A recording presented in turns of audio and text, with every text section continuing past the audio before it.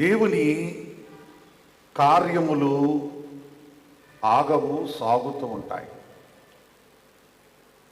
దేవుని అద్భుతాలు కూడా కొన్నిసార్లు ఎవరు ప్రచారం చేయనవసరంలా అవి రాకుతూ ఉంటాయి. దేవుడు ఇశ్రాయేలీయులకు చేసిన ఈ గొప్ప కార్యమును గూర్చి విశేషముగా మోషే మామ అయిన యిత్రో వినినప్పుడు, సో ఈ father in law of Moses ఆయన తన కుమార్తె అయినటువంటి సిప్పోరాను, ఇద్దరు కుమారులను తోడుకొని వచ్చాను. ఇది మోషే గారి యొక్క కుటుంబం. మోషే గారికి ఒక భార్య, ఇద్దరు బిడ్డలు. బైబిల్లో చాలామంది అర్థము తెలియక అపార్థం చేసుకుంటూ ఉంటారు. సంఖ్యాకాండంలో బహుశా 12వ అధ్యాయం దగ్గర మోషే కూషు దేశపు స్త్రీని పెండ్లి చేసుకొని ఉండెను. చదువు. ఆ స్త్రీని బట్టి మిరియాము అహరోనులు మోషేకు విరోధముగా మాటలాడిరి. ప్రియులారా, వివాహము అనేది ఒకటి దైవ చిత్తం, రెండు వ్యక్తి యొక్క ఇష్టం. ఇప్పుడు వారి బాధ ఏంటి? చేసుకున్న ఆయన బాగానే ఉన్నాడు, ఆవిడ బాగానే ఉంది. నీ బాధ ఏంటి? నీ బాధ ఏంటి? మిరియాముకి ఏంటి ప్రాబ్లం? ఏంటి అహరోన్కి ఏంటి ప్రాబ్లం? ఆవిడ ఇశ్రాయేలు స్త్రీ కాదు, అంతే కదా. కానీ చేసుకున్నాడు. ఆవిడ దేవుళ్ళలోకి వచ్చిందా, ఇతను అందులోకి వెళ్ళాడా? సో మోషే ఒక అన్యురాలిని పెండ్లి చేసుకున్నాడు. చేసుకోవచ్చు అంటే 100% చేసుకోవచ్చు. కానీ ఆవిడ దేవుళ్ళలోకి వచ్చింది, ఇతను వాళ్ళలోకి వెళ్ళా. నీకు అర్థమవుతుందా? అందుకే ఈ వాక్యం నేను సంఖ్యాకాండంలోకి వెళ్ళాను. మరి ఆమె దేవునిలోనికి వచ్చినప్పుడు, వాళ్ళిద్దరికీ కూడా దేవుని పేర్లు పెట్టుకున్నప్పుడు, వాళ్ళిద్దరికీ కూడా, ఆ బిడ్డలిద్దరికీ కూడా ఆమె సున్నతి కార్యం జరిగించినప్పుడు, అంటే ఆ పుట్టిన పిల్లలకి ఒక రకంగా బాప్తీసం లాంటిది ఆవిడ ఇప్పించుకున్నప్పుడు, ఇంకా నీకేంటి సమస్య? నీకేమైనా సమస్య ఉందా? లేదు. దేవుని బిడ్డ, భక్తి అనేది వాక్యం చెప్తుంది, ఈ జీవిత కాలము మట్టుకే మనము ప్రభువునందు విశ్వాసము ఉంచిన ఎడల మనుష్యులందరికంటే దౌర్భాగ్యులమవుదుము. ఈ జీవితం వరకే, నువ్వు సెటిల్ అయ్యే వరకే దేవుడు, దేవుని యందు విశ్వాసము. నువ్వట మనుష్యులందరికంటే దౌర్భాగ్యురాలు అట, దౌర్భాగ్యుడు అట, నువ్వు దేవుణ్ణి తెలుసుకుని వెళ్తే. ఇక్కడ ఏదో గుళ్ళో జనం తగ్గిపోయారనో, లేకపోతే సంఘం తగ్గిపోతుందనో ఆ బాధలు కాదు పాదిరికి. అరే దీనికి ఇన్ని ప్రార్థనలు చేశాను అనవసరంగా నేను, దానికి జ్వరం వచ్చినప్పుడు ప్రార్థన, దగ్గు వచ్చినప్పుడు ప్రార్థన, దానికి రొంపొత్తే ప్రార్థన, వాళ్ళమ్మ అర్ధరాత్రి పూలు చేస్తే ప్రార్థన. ఇన్ని ప్రార్థనలు చేస్తే నువ్వు ఏ పెళ్లి చేసుకున్నావు, ఎవరితో పోయావు? పాదిరికి గుర్తుండదు అనుకో, నీకు గుర్తుండదు. నువ్వు పొందిన మేళ్ళు నీకు గుర్తుండవు. అంటే దేవుడు చేయలేడు నీకేమిని, ఆవిడెవడో చేయగలడు, అది ఎవరితో చేయగలదని నువ్వు దృఢంగా నమ్ముతూ ఉన్నావు. దేవుని శక్తిని విడిచిపెడుతున్నావు. సో దేవుడు తన కార్యములను బలపరుచుకునేవాడు. దేవుడు మోషేను, సిప్పోరాను ఆశీర్వదించాడు, అంగీకరించాడు, ఆమోదించాడు. ప్రియులారా, తన జనులుగా, జనురాలిగా చేసుకున్నాడు. ఇదంతా కూడా ఒక మర్మమైనటువంటి ప్రత్యేక అంశము. మోషే ప్రభు అయినటువంటి యేసుక్రీస్తు వారికి పోలికగా, మాదిరిగా ఉన్నాడు. అయితే ఇక్కడ వాక్యంలో మనం చూస్తే ప్రియులారా, ఈ పోలిక అన్యురాలిని వివాహం చేసుకున్నాడు మోషే. రేపు యేసుక్రీస్తు ప్రభువారు కూడా అన్యురాలినే వివాహం చేసుకుంటారు. అన్యులు అనగా హిందువులో ఇంకొకటి అని కాదు. అన్యులు అనగా ప్రియులారా ఇతరులు అంటే ప్రపంచంలో అన్యులు అంటే మనందరం అన్యులమే. అన్యులు అంటే యూదులు కాని వారందరూ అన్యులేనండి. యూదులు ఇశ్రాయేలీలు మాత్రమే దేవుని ఏర్పాటు జనాంగము, దక్కిన వాళ్ళందరూ అన్యులే. అంటే అన్యులంటే నీ అర్థం వేరు. ఇప్పుడు హిందువులు అంటారు క్రైస్తవుల్ని, వీళ్ళు అన్యులు, అన్యమత ప్రచారం అంటారు. అన్యమత ప్రచారం అంటే ఏ మతం? హిందూ మతమా? ఎప్పుడైనా విన్నావా? అసలు నువ్వు ఇండియాలో ఉన్నావా? వాళ్ళు ఏమంటారు? హిందువులు ఏమంటారు? ఏ మత ప్రచారం జరుగుతుందట? మీరు ఏ దేశం నుంచి వచ్చారో, ఏ గ్రహం నుంచి వచ్చారో నాకు తెలియదు. మీకు ఏమీ రాదు ఇక్కడ. ఏమంటారమ్మా మన చుట్టూ ఉన్న వాళ్ళు? అన్యమత ప్రచారం అంట. అన్యమతం అంటే ఇప్పుడు వాళ్ళ దృష్టిలో అన్యులంటే ఎవరు? క్రైస్తవులు. ఇప్పుడు మనం వాళ్ళని ఏమంటాం? అన్యులు అంటాం.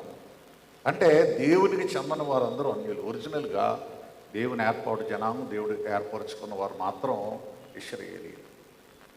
ప్రియులారా, వాక్యమందు మనం చూస్తే మరి ఈ వివాహమును దేవుడు అంగీకరించాడు, ఆమోదించాడు. ప్రియులారా, మానవుడు ఏం చేసినా దేవునిని ఎప్పుడు కూడా ఒక్క మాట అడుగుతూ ఉండాలి ప్రార్థనలో. మరి సందర్భాన్ని బట్టి కొన్ని ప్రార్థనలు నేను చేయను, కానీ నేను కొన్ని ప్రార్థనలు చేసేటప్పుడు ఎప్పుడు కూడా కొన్ని మాటలు నేను వాడుతూ ఉంటాను. ఉదాహరణకు, మనందరం దేవునికి కానుకలు అర్పించాం, దేవుని సముఖంలో ఉన్నాయి.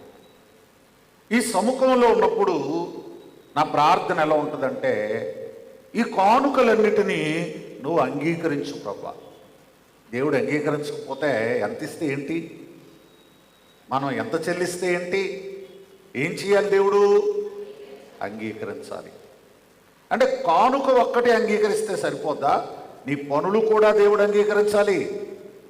అర్థమైందా? నీ పద్ధతులు కూడా దేవుడు అంగీకరించాలి, నీ విధానాలు కూడా దేవుడు అంగీకరించాలి. నాకు ఎవడు అంగీకరించకపోయా, అట్లీస్ట్ దేవుడు అంగీకరించాలి. దేవుడు ఒప్పుకోవాలి దాన్ని. నీ వేషధారణ, నీ తీరు, నీవు మసులుకునే విధానం అట్లీస్ట్ దేవుడు అంగీకరించేలాగా ఉండాలి. ప్రియులారా, అందుకే భక్తులు రాశారు, నావన్నీ అంగీకరించు మీ దేవా. నావన్నీ అంటే ఆ భక్తుడు చాలా మర్మంగా రాశాడు. ఆయన ఒక్క మాటతో నా కానుక అంగీకరించు మీ దేవా అని రాయొచ్చు. కానుక ఒక్కటే అంగీకరించు ప్రభా, నేను ఏ వేషాలు వేసినా నన్ను వదిలే, నేనేం డ్యాన్సులు వేసినా, బయట ఎలా తిరిగినా నన్ను వదిలే, అట్లా రాయిలా భక్తుడు. పరిశుద్ధాత్మ నడిపింపుతో రాస్తారు. ప్రియులారా, ఈ కార్యము దేవుడు ఆమోదించినటువంటి కార్యము. ఇప్పుడు మనం చూస్తే మరి ఒక్క మాట నేను చెప్తాను. ఈ సంఖ్యాకాండం దగ్గరకు వచ్చారు కనుక, మీరు కొత్తగా నిర్గమా నేర్చుకోవడం లేదు కనుక ఓ మాట చెప్పచ్చు. మోషే ఎవరిని పెండ్లి చేసుకున్నాడు? సంఖ్యాకాండము 12వ అధ్యాయం ప్రకారము ఎవరిని? కూషు దేశం అంట. ప్రియులారా, బైబిల్లో అనేక దేశాలను గురించి రాయబడి ఉంటుంది. అందులో ఒక దేశము కూషు దేశము. కూషు దేశాన్ని గురించి దేవుడు ఏం రాయించాడు బైబిల్లో? ఎవరికి తెలీదా? కూషు దేశం గురించి ఏం రాయించాడు? అసలు నీకు బైబిల్ ఉందా అని నాకు డౌటు. ఉంటే తెలుస్తుంది. ఇలాంటి ఒక చర్చను మాట్లాడిన తెలవేటి ఏమనుంది బైబిల్లో?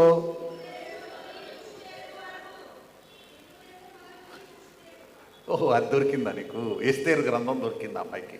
ఓకే, వీళ్ళారా, ఇప్పుడు కూషు దేశం గురించి నేను ఎందుకు అడుగుతున్నా గ్రంథం చెప్పుద్ది కూషు దేశస్థుడు తన రంగు మార్చుకొనగలడా అని ఉంది బైబిల్లో. ఏంటట కూషు దేశస్థుడు అంటే? కూషు దేశస్థుడు రంగు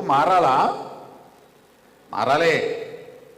లేకపోతే సంబంధం చూడమంటావేటి? మీ కళ్ళున్నో లేకపోతే కోళ్ళను చూడమంటావేటి? కూషు దేశం దాన్ని తీసుకురమ్మంటావేటి? ఎప్పుడైనా చూసారు వాళ్ళని? బ్లాక్స్ అంటారు వాళ్ళని, అంటే అనకూడదు అన్నమాట, నీగ్రోలు అంటారు చూడండి, వారన్నమాట. మరి ఇశ్రాయేలు ఏమో తెల్లగా ఉంటారు, యేసుప్రభులా ఉంటారు, అందగాళ్ళు వాళ్ళు అందరూ కూడా. ఇప్పుడు ఇంత మోషే ఎలాంటోడు? వదిలేస్తారు కదా. మోషే ఎలాంటోడు? ఎంత అందం మోసేది! ఇంకా మన ఊరిలో ఎవడుండ అంత అందమైనడు. మన సినిమా యాక్టర్లో ఎవ్వడు కూడా అంత అందంగా ఉండడు. నీకు తెలిసిన సినిమా యాక్టర్లో ఇండియాలో ఎవ్వడు కూడా అంత అందంగా ఉండడు. వాళ్ళందరూ మోసే ముందు కాలికోటికి సరిపోరు వాళ్ళు ఎవరు కూడా. దివ్య సుందరుడు. ఇంత అందమైన వానికి దేవుడు ఎవరిని సెట్ చేశాడు చెప్పండి? మంచి పిల్ల తెల్లగా ఉండాలండి. మోసే పెళ్ళంలా ఉండకూడదా? చెప్పు. ఇంత అందమైన వాడు వెళ్ళి ఎవరిని చేసుకున్నాడు? అరే మీరు అసలు బైబిల్ మీద ఇంట్రెస్ట్ ఉండదు మీకు. ఎట్లా సాధ్యం ఇది? ఎట్లా సాధ్యం? ఇశ్రాయేలు అందరూనేమో ఇక్కడ ఫుల్ కలర్ అనమాట. వాళ్ళు ఇండియా కలర్ కాదు అది. వీళ్ళారా, వారి వైటే వేరు, ఆ రంగే వేరు. అటువంటి వానికి అంటే రంగులు చూడొద్దు అని దేవుడు ఒక సంకేతం ఇచ్చాడు ఇక్కడ. ఓకే, ఈ పెళ్ళిళ్ళు చేసుకోండి, ఈ వీటిని మాత్రమే చూడొద్దు అని దేవుడు ఒక సిగ్నల్ సంకేతం ఇచ్చాడు. సరే, ఆమె విషయమై అభ్యంతరం పడినప్పుడు దేవుడు ఆ మిరియామును ఒక ముత్తు మొత్తాడు. జాగ్రత్త, దైవజనుడికి విరోధంగా వ్యతిరేకంగా నోరెత్తకూడదు, ఎత్తి కీడు తెచ్చుకోకూడదు. సరే, మరి ఈ యొక్క మోషే 5వ వచనంలో మామయ్య ఇత్రో అతని కుమారులిద్దరిని భార్యను తోడుకొని అరణ్యములో దేవుని పర్వతము దగ్గర దిగిన మోషే యొద్దకు వచ్చెను. మోషే గారు చాలా బిజీగా ఉన్నారు, తగువులు తీర్చుకునేటువంటి పనిలో ఉన్నారు. వెంటనే మోషే గారు వర్తమానము రాగానే 7వ వచనంలో మామను ఎదుర్కొనపోయి వందనము చేసి అతని ముద్దు పెట్టుకొనెను. దేవుని బిడ్డ, మరి మొట్టమొదట వందనం, ఒక నమస్కారము చేశాడు. ఇప్పుడు మోషే అనే ఆయన చాలా పెద్ద ఆయన అయిపోయాడు, చాలా పెద్ద నాయకుడైపోయాడు, చాలా పెద్ద దైవజనుడైపోయాడు, చాలా పెద్ద గొప్ప భక్తుడైపోయాడు. ఎప్పుడు ఓరేబులో గొర్రెలు కాచినటువంటి మోషే కాదు ఇప్పుడు. కానీ ఈ హోదాలు ఒక్కోసారి పక్కన పెట్టాలి ప్రియులారా. ఈ హోదాలు పట్టించుకోకూడదు కొన్నిసార్లు. ఎందుకంటే నువ్వు ఎంత స్థాయి కన్నా వెళ్ళుండొచ్చు కానీ నీ పూర్వీకులు, నీ పితరులు, చిన్నప్పుడు నువ్వు పెరిగినటువంటి ఆ వాతావరణంలో ఉన్న మనుషులు నీకు కలిసినప్పుడు నీ వాళ్ళకే నువ్వు పూజ కొట్టకూడదు. కొంతమంది బయట చేత్కారం పొందుతున్నా సరే, మరి ఆ సొంత వాళ్ళ దగ్గర మాత్రం లెవెల్ మెయింటైన్ చేస్తూ ఉంటారట. అది ఆ లెవెల్ ఏంటో నాకు తెలియదు. ఇలారా ఏదో హైగా ఫీల్ అవుతూ ఉంటారట, అది ఎందుకో నాకు తెలియదు, నేను అట్లా ఫీల్ అవును. సో మోషే తన మామను ఎదుర్కొనపోయి ఏం చేశాడు? వందనము చేసెను. ప్రియులారా, వందనము మాత్రమే కాకుండా ముద్దు పెట్టుకొనెను. సో ఎవరికి ముద్దు పెట్టచ్చు? పెద్దలైన వారికి ముద్దు పెట్టచ్చు, గౌరవనీయులైన వారికి ముద్దు పెట్టచ్చు. దాన్ని వేరేగా అర్థం తీయకండి. ఇక్కడ సో వాక్యమందు మనం చూస్తే మోషే దేవుని కార్యములు వివరించి ఇత్రోకు చెప్పాను. అక్కడికి వస్తాను నేను. దేవునికి మనుషులకు ముద్దు పెడితే దేవునికి ఏమీ ఇబ్బంది లేదు, కానీ దాన్ని పవిత్రమైన ముద్దు అంటారు. ముద్దు అంటే ఇది పెదాలతో పెట్టేది కాదు. ఈ చెంప ఆనించుకుంటారు, ఆలింగనం చేసుకొని ఈ చెంపలు ఆనించుకుంటారు ఆయన ఈయన. అలాగే స్త్రీలు కూడా. ప్రియులారా, వాక్యమందు మనం చూస్తే మొదటి రాజుల గ్రంథము 9వ అధ్యాయము 18వ వాక్యంలో ఒక మాట ఉంటుంది. దేవుడు కంప్లైంట్ చేస్తున్నాడు, బయలుకు మోకాళ్ళలోనకయు నోటితో వానిని ముద్దు పెట్టు కొనకయు నుండు 7,000 మంది నాకు ఉన్నారు. అంటే ఏలియా యొక్క కాలంలో విగ్రహారాధన ఏ లెవెల్లో జరుగుతుందయ్యా అంటే, ఏ లెవెల్లో జరుగుతుందంటే ప్రియులారా, మరి ఒక విగ్రహం ముందుకు వెళ్తున్నారంట. వెళ్ళి ఏం చేస్తున్నారంట? జాగ్రత్తగా వినండి. ఏం చేస్తున్నారంట? విగ్రహం అది రాయి అని అందరికీ తెలుసు. విగ్రహం కేవలము ఒక రాయి. ప్రియులారా, ఈ రాతిని కొంతమంది దేవుడు అని ప్రకటించేశారు. అది రాయే, అది రాయే. మన దేశంలో తమిళనాడులో పెరియార్ అని ఒక రాజకీయ నాయకుడు ఉండేవాడు. ఆయన అసలు చాలా స్ట్రాంగ్ మ్యాన్ అనమాట. పెరియార్ గారు ఒకరోజు పూజారుల దగ్గరికి వెళ్ళాడు. వెళ్ళి రండి సార్ అంటే, ఏం చేస్తున్నారా మీరు అంటే, దేవుడిని ప్రతిష్ఠిస్తున్నాం దేవాలయంలో. ఇది రాయినా అన్నాడు. రాయి కాదు సార్, దేవుడు అన్నారు. రాయి దేవుడు ఎలా అయిందిరా అని అడిగాడు. మేము మంత్రాలు వేసి మంత్రాలు చెప్పి ఈ రాయిని దేవుడిగా మార్చాము అన్నారు.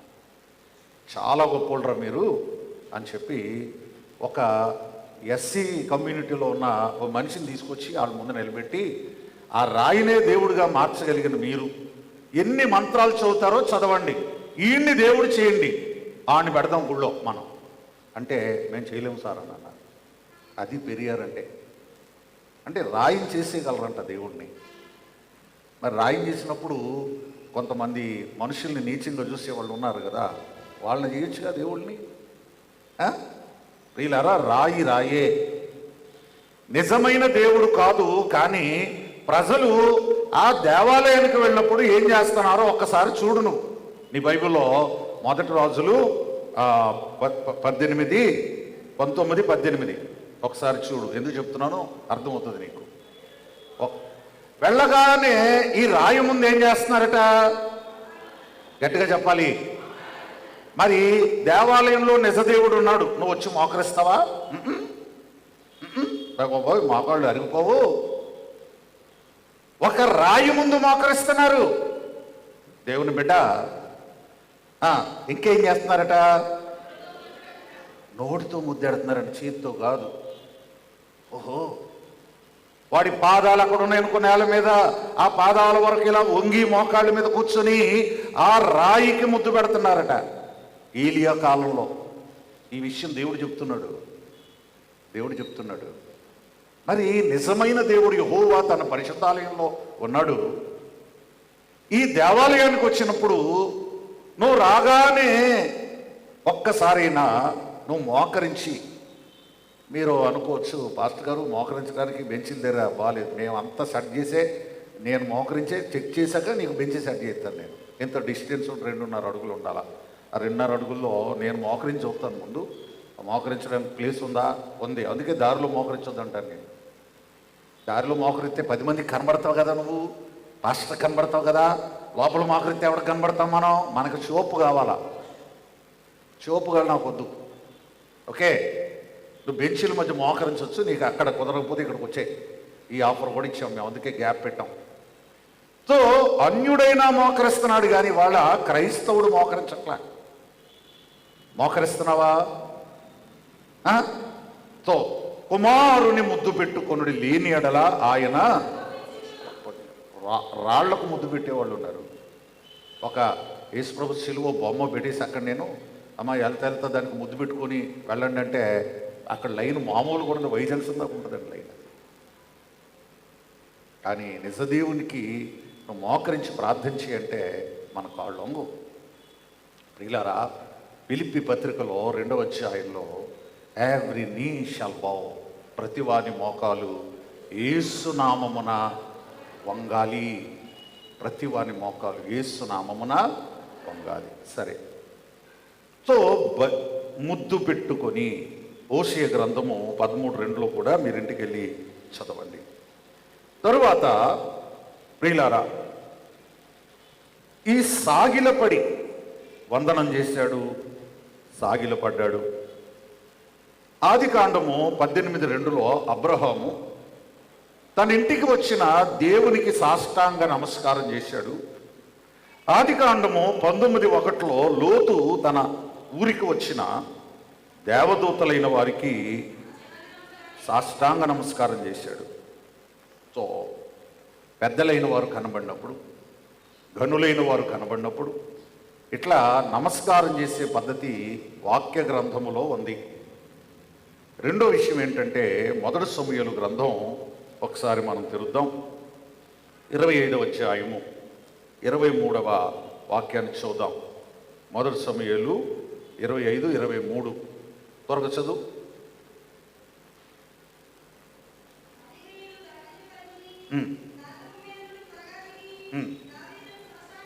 ప్రియులారా, ఇప్పుడు ఎవరైనా పెద్దవారు వెళ్తున్నారు, ఓకే, గొప్పవారు రోడ్డు మీద వెళ్తున్నారు. ఇప్పుడు చూశారు, మామూలుగా మనుషులు చూశారు, ఏం చేయాలట? వాహనం దిగాలంట. మేము చదువుకునే రోజుల్లో కాలేజీకి వెళ్తుంటే మా మాస్టర్లు అలా నడిచి, ఆ రోజుల్లో నడిచి వచ్చేవారు కాలేజీకి. మా లెక్చరర్లు వాళ్ళు నడిచి వస్తుంటే మేము సైకిళ్ళ మీద గబగబా వెళ్తున్నప్పుడు మాస్టర్ ఉన్నాడు. ఇప్పుడు మాస్టర్ని దాటుకొని సైకిల్ వేసుకుని ఎలా వెళ్ళాలి అని చేత వెంటనే కాలు తీసి ఒక పెడల్ మీద అలా కొంచెం దూరం వెళ్ళాక మళ్ళీ కాలు సీట్ మీద పెట్టేసుకుని తొక్కుంటూ వెళ్ళిపోయాడు అనమాట. అది ఒక రెస్పెక్ట్. ఆ రోజుల్లో గురువులకు ఇచ్చిన గౌరవం అది. మాస్టర్ ఎదురొస్తే సైకిల్ దిగాలి, దిగామని మాకు ఎవరు నేర్పలా. అదొక కామన్ సెన్స్. అది క్రైస్తవులే కాదు, అన్యులు కూడా చేశారు ఆ వేళ. ఇవాళ ఒక మాస్టరో పాస్టర్ ఎదురొచ్చాడు అనుకో, వీడు మగోడు కానీ ఆడదు కానీ, ఇప్పుడు ఇంకొంచెం అప్పటికి 80 ఉందనుకో, బండి 120కి పెట్టు. మన శోపంతా మన ముందే కదా.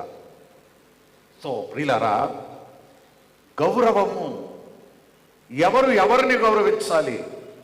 ఇత్రో మోషేను గౌరవించాలి. ఈయన నాయకుడు, ఇక్కడ దేవుని ప్రతినిధి, కానీ ఆయన పెద్దవాడు. పెద్దలకు గౌరవం. ఇవాళ దేవాలయాల్లో, సంఘాల్లో సహితము, ఇంకా ప్రార్థనా పరులు, సన్నిధి పరుల్లో సైతం పెద్దోళ్ళు వెనక దోసే. ఇప్పుడు మనం బలంగా ఉన్నాం, మనం ముందు ఉండాలా. వాళ్ళని దోసే వెనక్కి, ఏం పర్వాలా. వాళ్ళు ముసలోళ్ళు అయిపోయారు, వాళ్ళు నిలబడలేరు, తోసే, ఏం పర్వాలా. ఈ విచక్షణ అనేది భక్తిలో కూడా కోల్పోతే ఇక దేవుడు నీ ప్రార్థనలు ఎలా వింటాడు? నిన్ను ఎలా ఆమోదిస్తాడు? నిన్ను ఎలా అంగీకరిస్తాడు? ఇక్కడ చేయడం ఒకటే కాదు, ఆచరణలో ఉండాలి దేవుని బిడ్డ. మోషే గారి స్థానంలో నువ్వు కానీ ఉంటే, మీ అత్తగారు మామగారు వస్తే నువ్వు గౌరవిస్తావా? నువ్వు మర్యాద చేస్తావా? నువ్వు మంచిగా మాట్లాడతావా? అంటే ఇది రోజు కొలుసుకునే సీన్ కాదు ఇది. మరి చాలా కాలం అయిపోయింది. పెళ్ళైన తర్వాత ఇదే ఫస్ట్ టైం వాళ్ళు ఊరు దాటచ్చు గనుక వందనము. అయితే క్రొత్త నిబంధన మనకేం చెప్తుందో అపోస్తుల కార్యములు 10వ అధ్యాయము 25, 26 వచనాలు చదివి ముందుకెళ్దాం. అపోస్తుల కార్యములు 10. పేతురు లోపలికి రాగా కొర్నేలి అతనిని ఎదుర్కొని అతని పాదముల మీద పడి నమస్కారము చేసెను. నోట్ చేసుకోండి. కాళ్ళకి నమస్కారం చేయొచ్చో చేయకూడదో ఒకసారి బైబిల్లో నోట్ చేసుకోండి. మరి ఈ రాత్రి ప్రార్థనలో టైం వచ్చినప్పుడు నేర్పించాలి సంఘానికి. ప్రియులారా, పేతురు గారి కొరకు కొర్నేలి ఎదురు చూస్తున్నాడు. చాలామంది ఇంటి నిండా ఉన్నారు. మరి పేతురును పిలిపించుకో అని ఆయనకు దేవుడు ప్రేరేపణ ఇచ్చాడు. ఇవన్నీ కూడా జరిగాయి. అయితే ఇప్పుడు వచ్చాయంట, పేతురు వచ్చాట. పేతురు తన ఇంటిలోనికి రాగానే, తన ప్రాంగణంలోనికి రాగానే అతని పాదముల మీద పడి నమస్కారం చేశాడు. అబ్బా, యేసు ప్రభు శిష్యుల్లో ముఖ్యుడైనటువంటి పేతురు ఇవాళ మా ఇంటికి వచ్చాడు. మా ఇల్లు పావనమైంది, ధన్యులమయ్యాం మేము. దైవజనుడు అడుగు పెట్టాడు. సరే, అడుగు పెట్టడం ఇదంతా మంచిగానే బాగానే ఉంది, కానీ కాళ్ళకి దండం పెట్టడం బాగాలేదు. ఇప్పుడు పేతురు ఏమంటున్నాడు చూద్దాం మనం. నువ్వు లేచి నిలబడుము, నేను కూడా నరుడనే. అమ్మా చూడండి, ఇవాళ కనీసం నేను మైకులో చెప్తూ ఉంటాను, ఎవరు నా కాళ్ళకి దండం పెట్టొద్దు, కాళ్ళకి నమస్కారం చేయొద్దు. షాల్లో చెప్తూ ఉంటాను. రెండో శనివారం కొంతమంది ఉంటారు, వారికి చెప్తూ ఉంటాను. ఈ ఆదివారం విశ్వాసులు నేర్చుకున్నారు కనుక వీళ్ళు పెద్ద ఇబ్బంది పెట్టరు, ఒక నయం తప్ప. సో ఈ నా మాట కంటే వాక్యం మాట వినాలి, బైబిల్లో మాట వినాలి. ఒకవేళ అలా ఎవరైనా నమస్కారం పెట్టారనుకో, ఏం చేయాలి? మహిమవతి వెళ్ళి, ఏమ్మా అలాగెందుకు నమస్కారం పెడుతున్నా, బైబిల్లో నమస్కారం పెట్టద్దు అని ఉంది కదా. ఒక ఉమాగారు వెళ్ళి ఎప్పుడైనా చెప్తారా? మరి పేక్కోసేరు మీకు. ఇక సన్నిధి స్త్రీలేంటి, కాళ్ళకి దండం పెడితే మీ చూత కూర్చున్న దేవుడు మిమ్మల్ని అడుగుతాడు లెక్క. మీ కళ్ళు ముందు జరుగుతుంది ఇదంతా. నువ్వేం చేసావు? అయ్యగారు నిన్ను అక్కడ నిలబెట్టారు వరుసగా, నువ్వేం చేసావు? బొమ్మలో నిలబడి కబుర్లాడుకోవడానికి నిలబడ్డావా నువ్వు? తారామణ్ణి అడగడా దేవుడు? జీవమణ్ణి అడగడా? మీరందరూ మణులు. అడుగుతాడు దేవుడు మిమ్మల్ని లెక్క అడుగుతాడు. ప్రియులారా, నేను కూడా నరుడనే, నా కాళ్ళు కూడా మీ కాళ్ళు లాంటియే. సో నాకు నమస్కారం చేయొద్దు. చూసావా, ఇది వాక్యం అంటే ఇది. మరి ఒక గొప్ప పాదిరి గారు ఉండేవారు బైబిల్ విషయంలో. ఆయన సంఘంలో ప్రతి ఊరు రావడం, కాళ్ళ మీద అడుకోవడం. ఎవరైనా కాళ్ళ మీద పడిపోయారు అనుకోండి, అప్పుడు మేము అలా కూర్చొని ఉంటే ఈయన సరే ఇలాగండి అని దీవించడం అయ్యి ఉండే కాదు. ఆయన కాళ్ళ మీద ఎప్పుడైతే పడిపోయాడో ఈయన మా వంక చూసావా, నా కాళ్ళకి ఎలా పడిపోయాడు, ఇలా చూస్తూ ఉండేవాడు అనమాట. ఏంట్రా ఇది వాక్య విరుద్ధం అని బాధపడేవాడు నేను. దేవుని బిడ్డ, నీ కన్నుల ముందు ఒక కాని కార్యము జరిగితే నువ్వు దాన్ని ఆపాలి. నీకు వాక్యం తెలియాలి. సో కానీ ఈ పాత నిబంధన కాలంలో మోషే తన మామకు నమస్కారము చేసెను. కానీ పేతురు గారు వారించాడు. ఎందుకంటే ఇది పరిశుద్ధాత్మ కాలం కనుక పేతురు పరిశుద్ధాత్మ పూర్ణుడు. సో మోషే దేవుని కార్యములన్నిటిని గురించి ఇత్రోకు వివరించి చెప్పెను. 105వ దావీదు కీర్తన 1-2 వచనాలు మనం ఈ సందర్భంలో చదువుదాం. మనం ప్రియులారా, దేవుని కార్యములను గూర్చి జనములలో ఆయన కార్యములను తెలియచేయండి, ఆయన నామమును ప్రకటన చేయుడి, ఆయనను కీర్తించుడి, ఆయన ఆశ్చర్య కార్యములన్నిటినీ గూర్చి. అదండి, మీరు ఒకరు కలుసుకున్నప్పుడు, ఒకరు టచ్ అయినప్పుడు, ఎదురైనప్పుడు ఏం చేయమని వాక్యం చెప్తుందనంటే దేవుని కార్యములను గూర్చి. నిన్న పలానా అద్భుతం జరిగింది, ఇదిగో మొన్న షాల్లో ఇది జరిగింది, పలానా చోట ఇది జరిగింది, నేను టీవీలో చూశాను, లేకపోతే నేను ఫేస్బుక్లో చూశాను, లేకపోతే నేను షాల్లో చూశాను, మందిరంలో చూశాను, ఈ అద్భుతం జరిగింది వివరించమనుంది బైబిల్లో. మోషే గారు ఎంత గొప్పవాడంటే ఈ అన్యుడైనటువంటి మాంగారుతో, అబ్బాయి నాకు చాలా బిజీ అండి, నా అపాయింట్మెంట్ దొరకదండి, నా కోసం అక్కడ ఒక 5-6 వేల మంది ఎదురు చూస్తున్నారండి. సరే మాంగారు, ఇదిగో యెహోషువకు అప్పచెప్తున్నాను, వీళ్ళకు టెంట్ వేసి అలా అందులో పెట్టరాబాయ్, నేను తర్వాత ఎప్పుడైనా ఖాళీ ఉన్నప్పుడు వచ్చి మాట్లాడతాను అని అనలా. పనులన్నీ విడిచిపెట్టి, ప్రియులారా, పనులన్నీ ప్రక్కన పెట్టి తన మామకు అన్నిటినీ కూడా వివరించి చెప్పాను. ఆయన అన్యుడండి, ఆయన దేవుని బిడ్డ కాదు, అన్య సంతతిలోని వాడు, అన్య జనాంగములోని వాడు. అయినా సరే వివరించి చెప్పాను. ప్రియులారా, ఇప్పుడు జరిగింది ఏంటంటే, ఇవన్నీ విన్న తరువాత యిత్రో గారు దేవుని స్తుతిస్తున్నారు. మిమ్మును విడిపించిన యెహోవా స్తుతింపబడునుగాక. ఏం చేస్తున్నాడండి? స్తుతిస్తున్నాడు. మోషే గారు, మీరు మా ఇంట్లో ఉన్నప్పుడు కేవలం గొర్రెలు మేపుతూ ఉండేవారండి, కానీ వాళ్ళ దేవుని జనాంగాన్ని నడిపిస్తున్నారు. ఇన్ని గొప్ప కార్యములు చేసిన ఏం చెప్తున్నాడంటే, ఇదిగో మామయ్య, మరి కర్రతో నీళ్ళు ఇలా కొట్టాను, రక్తం అయిపోయింది. కర్రతో ఇలా అన్నం, కప్పలు వచ్చేసినాయి. కర్రతో నేలను కూడా బీలు వచ్చింది. చెయ్యిలా పెట్టాను, సూర్యుడు ఆగిపోయాడు. చెయ్యిలా చాపాను, సముద్రం నిండిపోయింది. ఏమండి, ఒక దైవ సేవకుడు దేన్ని బట్టి మురుస్తూ ఉంటాడు? నేను ఎంతమంది మీద నాయకుడిని అయ్యాను, నా అండర్లో ఇంతమంది ఉన్నారు, ఇదేం డబ్బా కొట్టుకోవట్లేదు. దీన్ని బట్టి, దేవుని శక్తిని బట్టి, దేవుడిచ్చిన ఆధిక్యతను బట్టి, దేవుడు చేసిన కార్యములను బట్టి, ప్రియులారా, దేవుడు స్తుతింపబడునుగాక, కీర్తింపబడునుగాక. వెంటనే అక్కడ యెహోవాకు వారు ఒక దహన బలులను అర్పించారు.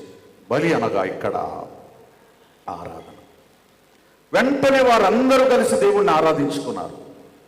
వారందరూ కలిసి దేవుణ్ణి స్తుతించారు.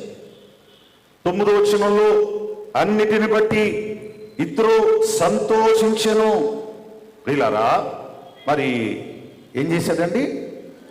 నీ బంధువుల్లో ఎవరికైనా గొప్పోడైపోయాడు అనుకో, నీ బంధువుల్లో ఎవడైనా హై లెవెల్కి వెళ్ళిపోయాడు అనుకో, దేవుడు వారిని చాలా గొప్పగా ఆశీర్వదించాడు అనుకో, నువ్వు అసూయపడొద్దు. ఏం చేయాలి నువ్వు? సంతోషించాను. ప్రియులారా, సంతోషము ఒక పెద్దవారిగా, వయస్సులో పెద్దవాడు, అయ్యో నా అల్లుడు ఎంతో గొప్పవాడయ్యాడు, దేవుడు వీరికి తోడుగా ఉన్నాడు, దేవుడు వీరిని ఆశీర్వదించాడు, నేను చూడు ఆయన తీసుకెళ్లి మామూలుడు అనుకుని గొర్రెల దగ్గర పెట్టాను, ఈయన ఎంత గొప్పడయ్యాడు, వాళ్ళ లక్షల మందికి నాయకుడయ్యాడు, రాజుల్ని ఎదిరించాడు, ఇవాళ ఒక రాజు వలె ఉన్నాడు మోషే అని చెప్పి సంతోషించాట. నీవు సంతోషపడే బిడ్డగా ఉండాలి. ప్రియులారా, ఇంకా మనం చూస్తే స్తుతించెను. ప్రియులారా, దేవుడు గొప్పవాడు అని పలికెను. 12వ వచనంలో దేవునికి బలులను అర్పించాను. ఇప్పుడు న్యాయము, కోర్టు దగ్గరకు వచ్చారు. ప్రజలు అన్నాక సమస్యలు రాకుండా ఉండవు, లేకుండా కూడా ఉండవు. సో ప్రజలు వస్తున్నారు, వ్యాజ్యము తీర్చబడుతోంది. ఇది దైవ సంబంధమైనటువంటిదే ఈ కార్యక్రమం. అయితే ఒక విషయాన్ని మనం చూద్దాం. యోబు గ్రంథము 8వ అధ్యాయము 3వ వాక్యాన్ని చదవండి. యోబు గ్రంథము 8:3.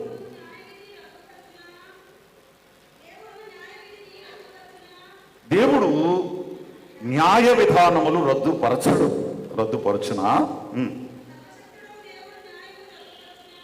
ఆయన న్యాయాన్ని రద్దుపరచడు. అసలు ఈ న్యాయ విధానములు అనేవి దేవుని వలన ఏర్పాటు అయినవి, దేవుడు ఏర్పాటు చేసినవి. ప్రియులారా, న్యాయ విధానమును ఆయన రద్దు చేయడు ఎప్పటికీ కూడా. 9వ దావీదు కీర్తన 3వ వచనంలో, నీవు నా పక్షమున వ్యాజ్యమాడి నాకు న్యాయము తీర్చుచు ఉన్నావు. నీవు సింహాసనాసీనుడివై న్యాయమును బట్టి తీర్పు తీర్చుచు ఉన్నావు.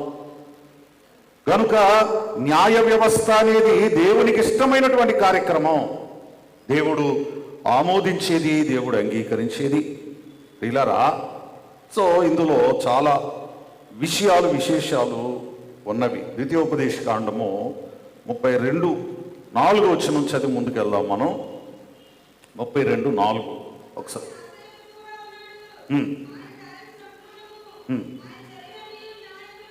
ఆయన కార్యములన్నీ కూడా న్యాయములే. ప్రియులారా, ఇక్కడ వ్యాజ్యము అనేది, గొడవలు అనేవి ఉండక మానవులన్నా గొడవలు ఉంటాయి. సో మోషే గారే తీరుస్తున్నారు. మోషే గారు ఒక సుప్రీం కోర్ట్ అన్నమాట ఇప్పుడు. అయితే ఇక్కడ మామగారు ఒక సలహా ఇచ్చారు. సో ఏమంటారంటే 20 వచనం దగ్గరికి వెళ్దాం. నీవు వారికి ఆయన కట్టడలను ధర్మశాస్త్ర విధులను బోధించి వారు నడవవలసిన త్రోవను చేయవలసిన కార్యమును, ఎందుకంటే 17వ వచనంలో అంటారు చూడండి, నీవు చేయుచున్న పని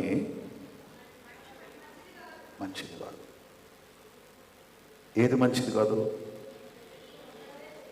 అమ్మా? నీవు చేయుచున్న పని మంచిది కాదు. What you are doing is not good. ఎంత ధైర్యం ఉండాలండి! ఎంతమంది ఇశ్రాయేలు మీద నాయకుడుగా ఉన్నటువంటి దైవజనుణ్ణి, సర్వశక్తులు కలిగినటువంటి దైవజనుణ్ణి అమ్మా, అదే ఇంకోడైతే ఎలా ఏమంటాడు తెలుసండి, అబ్బా చాలా బాగా చేస్తున్నారండి మోషే గారు. ఏం చేస్తున్నారు తమరు మాట అంటే ఇంక మరి మీరు చెప్పారంటే ఇంకెవడైనా అనవలసిందే. తాడి చెట్టు ఎక్కించట్లే ఏమా, ఏమంటున్నాడు? నువ్వు చేస్తున్న పని ఎందుకని చదువు, ఎందుకు చదువు. అది అయ్యా, నీకు ఇంకా చాలా పని ఉందయ్యా. నువ్వు కానాను వరకు నడిపించాలయ్యా వీళ్ళని. బట్ ఇలా చేస్తే ఏమో కానందంగా ఉంటావో ఉండవో, నలిగిపోతావయ్యా, నువ్వు నలిగిపోతావయ్యా. అంటే దైవ సేవకుడు ఏమైపోకూడదు చెప్పండి? ప్రజలు ఏం చేయకూడదు, ఆయన్ని నలిపేయకూడదు. నేను చాలాసార్లు ఈ నిర్గమకాండం 18వ అధ్యాయం చెప్పాలనుకుంటాను. ఇప్పుడు నేను 3 ప్రసంగాలు చెప్పిన తర్వాత అంగి మార్చుకోవడానికి లోపలికి వెళ్ళాను అనుకోండి, నేనే చెయ్యాలంట ప్రార్థన, నేనే నలిగిపోవాలా, ఇంకెవడ చేయకూడదంట. నేనే చెయ్యాలంట, నేనే ఇయ్యాలంట సిలువ గుర్తు, నేనే అంట, ఇంకెవడు లేడంట. 2 రెవరెండ్లు ఉంటారు. సుదర్శనయ్య గారి కాలంలో అసిస్టెంట్ పాస్టర్ అనేవాడు లేడు. ఎవరైనా ఒకవేళ మా సుదర్శనయ్య గారి పిల్లల్లో ఎవరైనా ఉన్నారంటే వాళ్ళెవరు కూడా ఆయనకి అసిస్టెంట్లుగా ఉన్నవాళ్ళు కాదు. నేనే ఒకసారి అడిగాను నాన్నగారిని, ఉంచుకోవచ్చు కదా అంటే ఉండరు కదా అని అన్నారు. ఇంకా సరే, పర్సనల్ మ్యాటర్స్ వదిలేద్దాం. వీళ్ళ ఆయన ఒక్కడే అందరికీ రొట్టె ఇవ్వడం, మళ్ళీ అందరికీ ద్రాక్షారసం గాసులు అందించడం, ఆయన ఒక్కడే. ఇంకో అసిస్టెంట్ లేడు ఆ రోజుల్లో. తెలుసు మీకు? ఆ రోజుల్లో ఉన్న వాళ్ళకి తెలుసు. నేను సెలవుల్లో వస్తే నేనే పట్టుకుని వాడిని ఆ ద్రాక్షారసం ట్రే అదిని, అప్పుడు చిన్నది. సో ఆయన ఒక్కడే అలా నలిగిపోయి 55 సంవత్సరాలకి అక్కడికి వెళ్ళిపోయాడు ఆయన. సో అది నా మనసులో ఎప్పుడు ఉంటుంది. ఎందుకంటే మన రాకడ రాజేశ్వరి గారిని తెల్ల చీరలు కట్టుకుంటారు. వాళ్ళ బ్రదర్ ఎవడో సోడాలు అమ్మేవాడు ఒక ఆయన, బయట సోడా బండి ఎట్టేవాడు. ఓ రోజు ఆయన నాతో అన్నాడు, ఏమండి మీ నాన్నగారికి ఒక 80 సంవత్సరాలు ఉంటాయంటే, 80 ఎక్కడ బాబు 55 అంటే, ఏమనుకోకుండా బాబు ఈ గుళ్ళో ఆడోళ్ళే చంపేశారండి ఆయన అన్నాడు. ఏమయ్యా అన్నాను. ఏంటండి బాబు, ఆ ప్రార్థన అయ్యాక అక్కడ కూర్చొని కుర్చీలో కూర్చుంటే సొల్లు కబుర్లండి అలా ఆయన చుట్టూ చేరి రెస్టారెంట్ ఇచ్చేవారు కాదండి వాళ్ళు. ఏమనుకున్నాను, ఓ అయితే రెస్టారెంట్ ఉండాలా, నేనైతే మాత్రం అలా కూర్చొని ఇంటికి వెళ్ళిపోతాను అని నిర్ణయించుకున్నాను. ఒక అన్యుడు చెప్పిన మాట కూడా మనం వినాలొద్దా? నీవు నలిగిపోదువు, నలిపేసుకుంటావా నీ దైవజనుడిని? అన్నిటికీ ఆణ్ణే పెట్టి అన్ని కేసులు నువ్వేనయ్యా, మాకు పెద్దలు చెప్తే మేము వినమయ్యా, వీళ్ళు చెప్తే మేము వినమయ్యా, వాళ్ళు చెప్తే మేము వినమయ్యా నాకు అన్నీ నువ్వే కావాలయ్యా అంటే. సో ఈ వాక్యములు దేవుడు మన కొరకు దృష్టాంతముగా రాసి ఉన్నాడు. ప్రియులారా, ఎవ్వరూ తీర్చలేనివి నీ దగ్గరికి రావచ్చు. పెద్ద పెద్ద కేసులు నీ దగ్గర రావచ్చు. పెద్ద పెద్ద కేసులు నీ దగ్గర రావచ్చు. కానీ ప్రతి చిన్న కేసు, ప్రతి చిన్న విషయము నీ దగ్గరకు అక్కర లేదు. ప్రియులారా, సో ప్రజలందరిలో మనం 21వ వచనం నుండి 7 విషయాలు ఉంటాయి. 1 సామర్థ్యము, 2 దైవభక్తి, 3 సత్యాశక్తి, 4 లంచగొడులు కానివారు, 5 బుద్ధి గలవారు, 6 జ్ఞానము కలిగినటువంటి వారు, 7 వివేకము కలిగినటువంటి వారు. ఈ 7 లక్షణాలు కలిగిన వారిని పెద్దలుగా ఏర్పాటు చేసుకో. వారేం చేయాలంటే పక్షపాతము లేకుండా, ద్వితీయోపదేశకాండం 1:17లో పక్షపాతము లేకుండా వినాలి. ద్వితీయోపదేశకాండం 17:8లో 17:10లో కూడా పక్షపాతము చూపించకూడదు. సో ఇది మరి మామగారు రావడం వలన ఏమైనా మేలు జరిగిందా అంటే, ఈ మామగారు వచ్చి కుటుంబంలో స్విచ్ పెట్టి వెళ్ళిపోలేదు. కానీ కొన్నిసార్లు అత్తగారులు, మామగారులు కొంతమంది కుటుంబాల్లో వస్తున్నారు అని అంటే వాళ్ళ అత్తగారు ఏదో గొడవ పెడతాదని, మామగారు ఏదో ఫిట్టింగ్ పెడతాడని, ఇట్లా కొంతమంది ఆ టైపు గారు కూడా ఉంటారు. ఈ టైపు మామగారులు కూడా ఉంటారు. భక్తి కలిగినటువంటి వారు కూడా ఉంటారు. ప్రియులారా, మరి ఈ మాట, నీ మాట నేను వినడం ఏంటి అనుకోకుండా ఈ మాట మోషే విన్నాడు. కొన్నిసార్లు ఇతరులు, వారు నీ అంత భక్తిపరులు కాకపోవచ్చు, నీ కుటుంబంలో ఒక మంచి సలహా నీకు ఇచ్చి ఉంటే, వయసును బట్టి, అనుభవాన్ని బట్టి ఒక మంచి తలంపు నీకు ఇచ్చి ఉంటే, దేవుని బిడ్డ మోషే వలె పాజిటివ్గా తీసుకో, అనుసరించు, అంగీకరించు, ఆమోదించు. కొన్నిసార్లు చిన్నపిల్లలు చెప్పింది కూడా నేను వింటాను. చిన్నపిల్లలే కావచ్చు వాళ్ళు, లేక యంగ్ పీపుల్ కావచ్చు, వారు చెప్పింది కూడా నేను వింటాను. విని దాన్ని కూడా ఆచరణలో పెడతాను. అంతేగాని నేను ఒక పెద్ద బిషప్ని, నేను చెప్పింది ఫైనల్, ఎప్పుడు అట్లా ఉండను నేను. ప్రియులారా, ఇట్లు మోషే మామైనటువంటి రగూయేలు అనే ఇత్రో రావడం ద్వారా ఈ ఇశ్రాయేలు సమాజమునకు గొప్ప మేలు జరిగెను. ఆ మేలుతో వారు మరింత సురక్షితంగా ముందుకు సాగిపోయారు. ఇవాళ పరిశుద్ధాత్మ దేవుడు ఇత్రో మధ్యలో వచ్చి సలహా ఇచ్చి వెళ్ళిపోయాడు. అలాగే పరిశుద్ధాత్మ దేవుడు ఇవాళ మనకు ఇత్రో వలె మన మధ్యకు పంపబడ్డాడు. ఆయన మిమ్మల్ని సర్వసత్యములోనికి నడిపించును. మోషే గారిని ఒక సత్యవంతమైన మార్గంలోనికి నడిపించినట్లుగా సర్వసత్యములోనికి నడిపించును. ఆత్మచేత నడిపింపబడి ఆనందించు భాగ్యము ప్రభువు మనకు దయచేయునుగాక. ఆమేన్.